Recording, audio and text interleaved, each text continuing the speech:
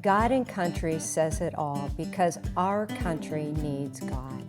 We need to put God back into our lives and give Him honor and glory.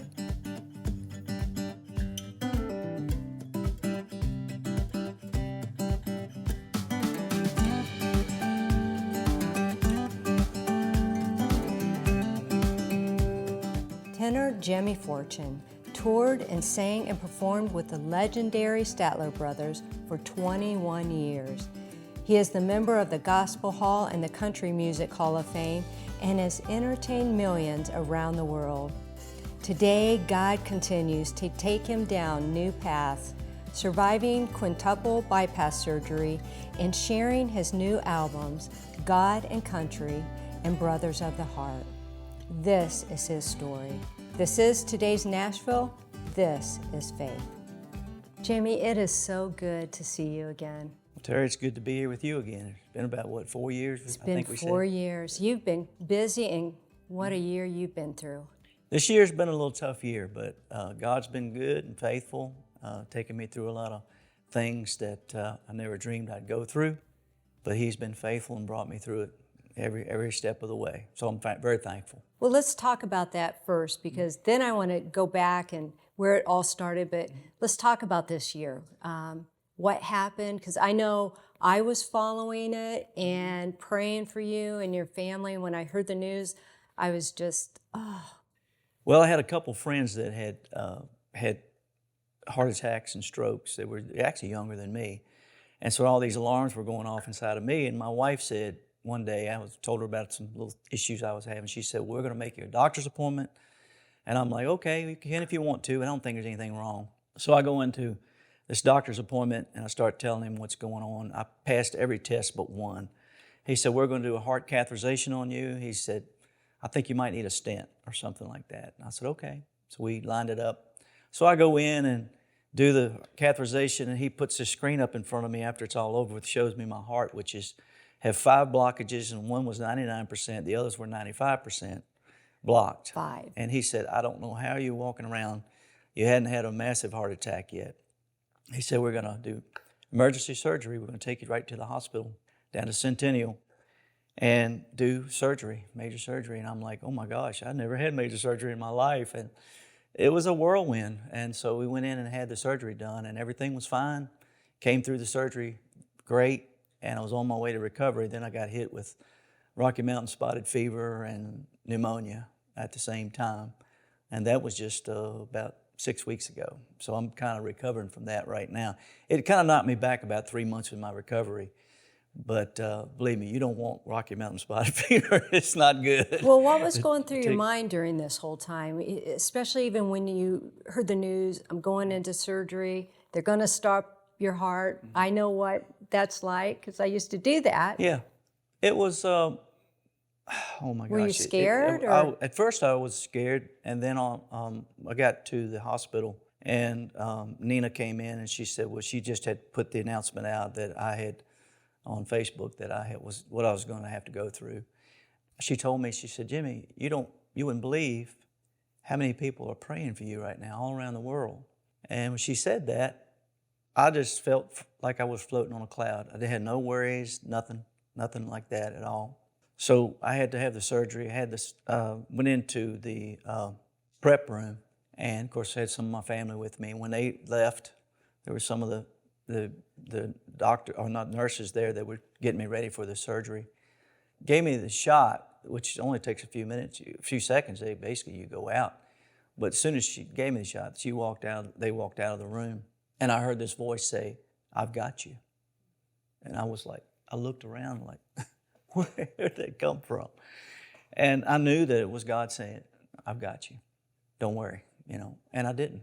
I was like, so you're at peace. I said, if this comes out the other way, I've had a great life. I'm just thankful.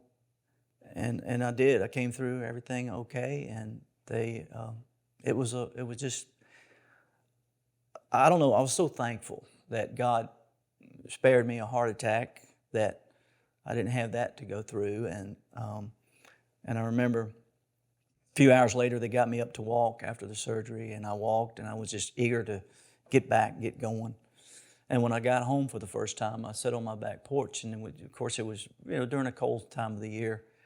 But I sat on my back porch, and when I sat there, the sun was shining right down on me, and the beautiful white puffy clouds and a blue sky.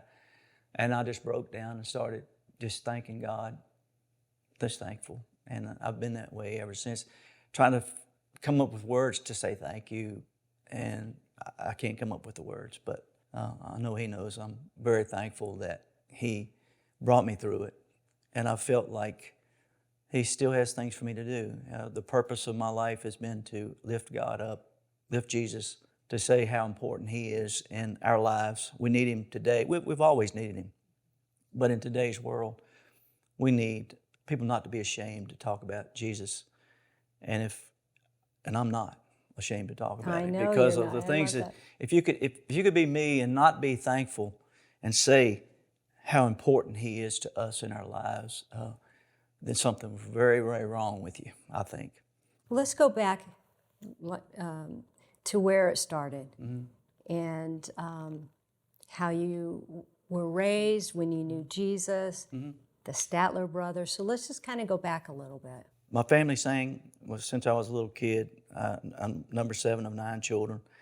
We sang in church and things like that. So it kind of led me to going out eventually, getting my first guitar, having a band, and then going out and playing clubs for a lot of years, about 10 years of my life, doing cover music in all these places. And of course, I knew about God. I knew, I joined a church when I was 9 years old and knew about Jesus. It was more of a head knowledge than it was.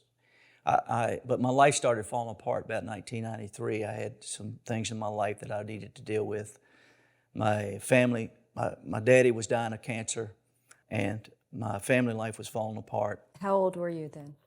Oh, let's see. About this time. It was 1993, so I was born in 55, so what would that be? So you were already, were you married then? Oh yeah, I had married, okay, and I had 7 children. And so all that was kind of falling apart. I was trying to put it back together, but I was on the road, and I just didn't have time to be home to put things together. I wrote a song called "Too Much on My Heart," which kind of was brought on by that situation. So anyway, we were on the road with the Statler Brothers. I was leaving to go on the road, and all this stuff was happening. I didn't want to go. I just wanted to stay home. I was putting one foot in front of the other. I remember we stopped in Little Rock, Arkansas. This was around March 1993. I remember I was just so depressed and just down, just so down. But it was about 2 a.m. I'm walking to find my room. It's foggy, and this hotel out in the middle of nowhere, but it was in Little Rock, Arkansas. I found my way to this room, and I went in, and I just felt like so down. I understood if I didn't know Christ and I had enough knowledge in my heart about being a Christian and what it meant to be from my mama, instilling that in me. I know how people think about suicide and things like that. To me, it was such a selfish thing, that I would never do that, and I knew that in my heart. But people do because they get certain things going on in their mind, and it just takes over. And sometimes I think they're not responsible for that, but they do it anyway. So I'm not putting people down for doing that because I do understand that. But for me, I sat on the side of the bed, turned on my lamp, and beside the bed, and there was a Gideon Bible, and it was opened up, and it was laying there, and I'm like, why is that open? And so I just looked at it. I said, what does God have to say to me? And it said, it was Jeremiah 5, chapter 25, verse 25. It was said, your sins and your iniquities have kept good things from you. And I sat down on the side of the bed, and I said, whoa. I felt like Jesus was sitting right next to me. And I felt like I was crying, I was looking down, and I felt like if I looked at him there, I would see him. I really did. I just felt that he was that real. And then I said, no, I'm not going to look at you, because if I look, I'm doubting that you're there. I said, I know you're there. I don't have to look. And at that moment, I said, Jesus, come into my heart. It starts with me. It doesn't start with anybody else.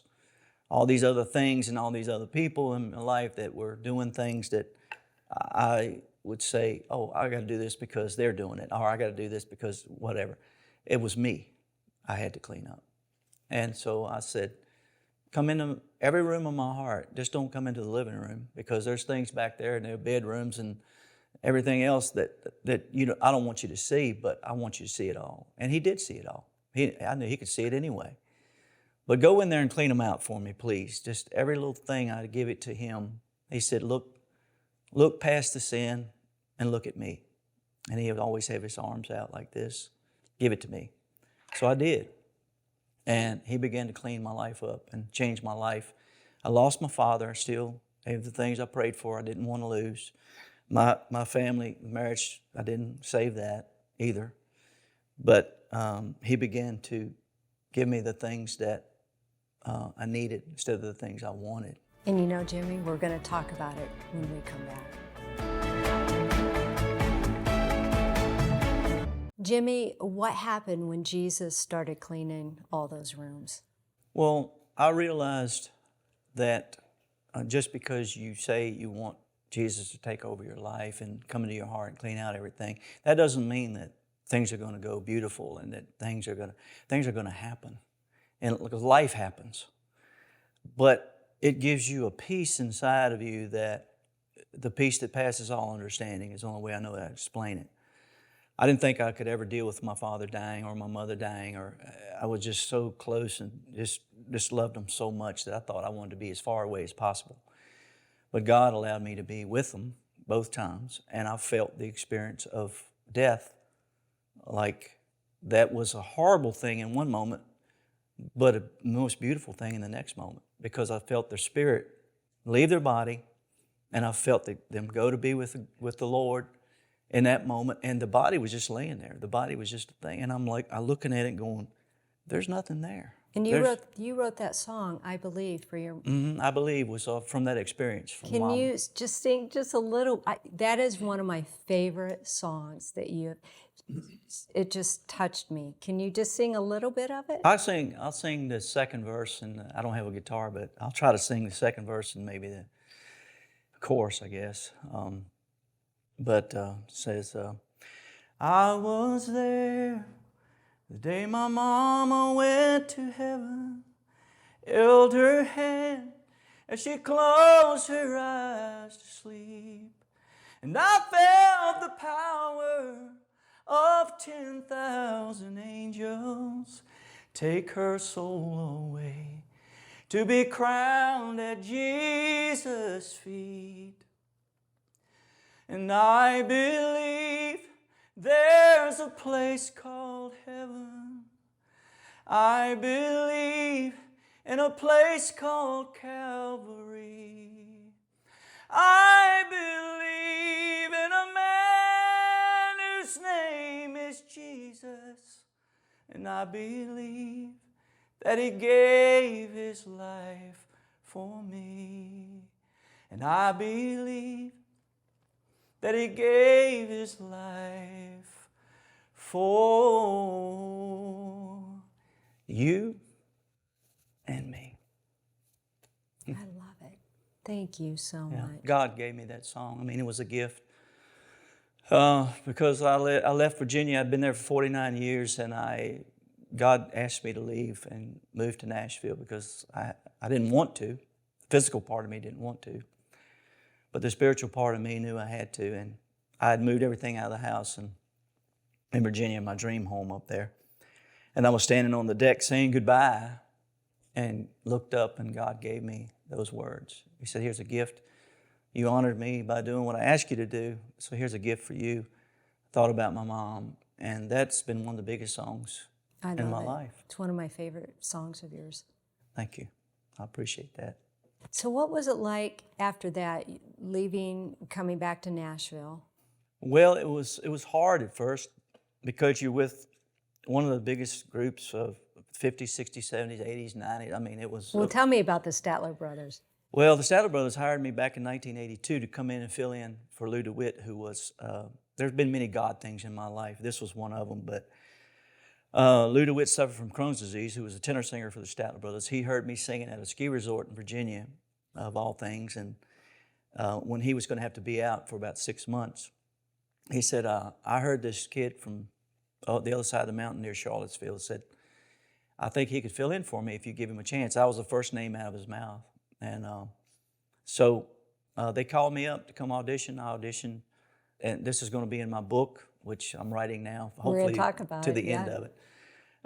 Long story, but they wound up hiring me for about 6 months to come in and fill in for Lou. And Lou decided that he couldn't come back after after he was done his surgery and everything. So he asked me if I would do it full time. It turned into a 21-year career because I said I'd be an idiot to turn this down. And sure enough, I had 4 new brothers in my life, and they took care of me for about 21 years. And I had a life that that only comes from a fairy tale. That how does that happen to someone who's a nobody, and just all of a sudden you're thrown into this world of, what was it like? Meeting all your heroes, and well, all of a sudden, I'm like going from this small town where I hadn't been anywhere all my life, and a few weeks later, you're sitting in the Oval Office and talking to President Reagan, and you got all this stuff going on. You're in Hollywood. You're talking to all these movie stars and everything that you've only seen on TV. That you go, it was an unreal world to me. And then all of a sudden, I'm in the middle of it, trying to figure it all out. But it's like a whirlwind, and I would sit back and listen and watch, because I didn't feel like I could say anything. I felt like I'm not worthy to be here. I just, how did I wind up here? And so then I got these people talking to me like they know me, like all of a sudden, and it was just You became, a superstar to a lot of people. I mean, I had a hard time getting my heart around things like that. To me, I'm still all that the simple person that came from Virginia, from nowhere, and the fact that somebody knows my name when I come to Nashville, I'm like, I can't believe it. And I'm still that way today. I'm in a world that I don't understand, but I grasp it and hold on to it and say, thank God that He's allowed me a platform that when I do speak about God or Jesus, people listen. And because it's real. These experiences are real. And the simplicity of life, it can get complicated sometimes, but God has helped me negotiate it and deal with it. Like I said, when I gave my life to the Lord, didn't mean that bad things weren't going to happen in my life, but they may happen, but you can handle those things. Just like the heart surgery and different things that have happened. I've been able to handle it because of giving my life to Him and saying He knows my purpose, and He's going to help me attain the things that He wants me to attain for Him, for His kingdom. You're still very busy, still singing, and now you're writing a new book, and the name of it is Untold Fortune. Untold Fortune. Which is my life. It's Untold Fortune. And we're going to talk about it Yeah. when we come back. Okay. Jimmy, tell me about your new book. Well, it's called Untold Fortune, and I've been in the process of writing this for about 5 years now. But every time I go to finish it up, something else happens in my life that kind of continues it on. But of all things, when I moved to Nashville about almost 20 years ago, I moved in next door to a guy named Dave Clark, who is writing the story of my life now. He's a writer, and he's written books. He's written also like 26 #1 Christian songs, and we only met like 2 years after I moved there, out mowing the yard out, and started talking and began this relationship. Many God things in my life. This is one of them. I never thought that there would be a book written about my life, but when I started talking to him and telling him things about my life, he said, "Man, we need to write this." And because there's so many stories and so many facets of it that it doesn't just. He thought when we first started, maybe we'd start at the Statler Brothers and join the Statler Brothers and then on. But it goes back further than that. It goes on back to when my mama was born, because I thought that was the most important part of the story. When my mom was born, she was 2 weeks old. My grandmother died. My granddaddy was having a hard time raising her and the other 2 kids he had. And so there was this lady who came her name Mrs. Grills, who moved from Nashville to come there to teach. And this is in Virginia, in a rural area that's way out in the boonies, and it's like nobody ever goes there, right? But on her Miss Grill's way there, and her husband, she was going there to teach. Someone told her about my granddaddy trying to raise those kids, and my mama, what they call little bird, they said she was just really tough. He couldn't keep up with her, right? So God spoke to her at that moment. She said, "Take me there. She want to talk to him." And God laid it on her heart to help him raise my mom and my uncle and my aunt. And so she went there, and her husband, not too long after that, passed away.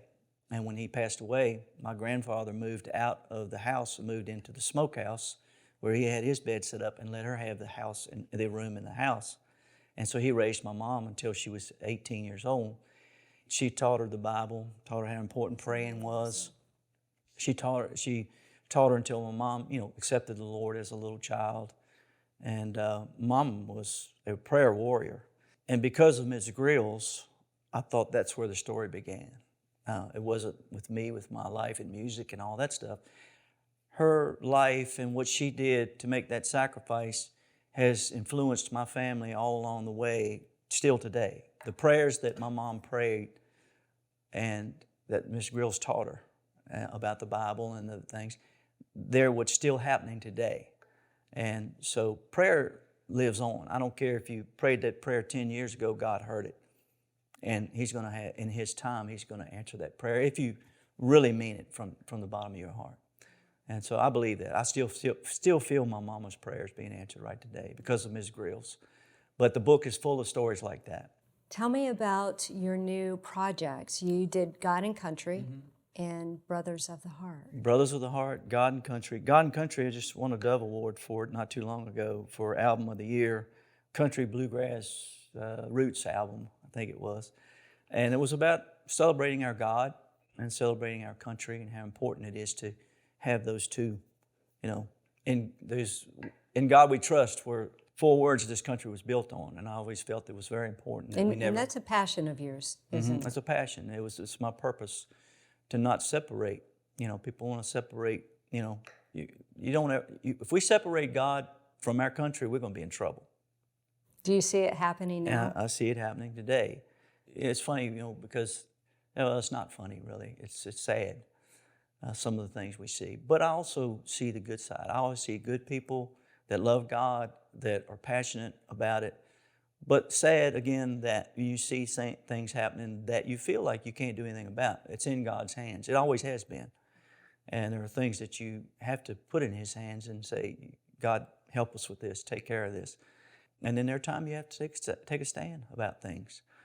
But I see where that's very important. And so I think that's why that CD did so well. It's a DVD as well on Gaither Music. That Gaither's been so good to us about putting us out there and putting our purpose out there through our music. And the Brothers of the Heart thing that you're talking about is teamed up with Ben Isaacs, Mike Rogers, and Bradley Walker. It's also a CD and a DVD that you can get in Cracker Barrel, and especially you can get the CD in Cracker Barrel. You have to order the DVD from Gaither Music and order it off TV, or you can get it from our website, all of our websites. Mine's Jimmy at jimmyfortune.com. You can get on there and find out anything you want to find out about it. But it's been a God thing again. It's where I get to team up with my guys and brothers again, from the Statler Brothers to my new brothers with Ben and Mike and Bradley. It's all kinds of music. It's gospel, it's country, it's kind of pop. It's a little bit of everything that we go out and take some of our favorite songs that shaped our lives and we redo them. And we pay tribute to the song, but also do it in our way, do it in our style. And it's been very, very effective. Sold a lot. And you're on the road a lot now, aren't you? I've been on the road. I was out working 6 weeks after my heart surgery. I was out working full time pretty much. It has told a tale on me a little bit. I need to, especially when some of the things happened when my immune system got down a little bit and I struggled some. But the fans really understood. There were times I would stand on stage and I would lose my breath and I'd say, "Hey, I gotta go off for a minute and come back." And well, you're so loved by so many. And the fans were saying, I came back out and they said, you can just stand there, Jimmy. We don't care. Just stand there. And I was like, no, I'm never going to do that. I said, I'm going to try to give you your money's worth anyway. And so I've tried to do that. And God's been good and faithful, helped me through a lot of things along the way. What would you like to share with those who are listening to you about your faith? I would like to share that, God is faithful. And I always say there's problems in your life that you can't deal with. If you are serious about what you have going on in your life, confront it, say what it is, and give it to Jesus. Because like I said, when he was dealing with me, he said, picture me with my arms out, and whatever it is you're dealing with in your life, look past it, give it to me. And that was the picture that I had and I would say, well, whatever I'm dealing with here, I'm just going to give it to you. And it changed my life. And he's still using you. He's still big time. So don't ask him to do something if you really don't want it, because he's going to do it. And that's a promise. Jimmy, thank you so much. You're welcome, Continue Terry. to bless so many people. Thank you for being with me today. I'm honored. Thank you, Terry. My friend, it only takes one person to change another person's life. Like Jimmy said, you never know what that next person is going to do and how many people it'll reach for Jesus. Do it today. Be that one person. This is today's Nashville. This is faith.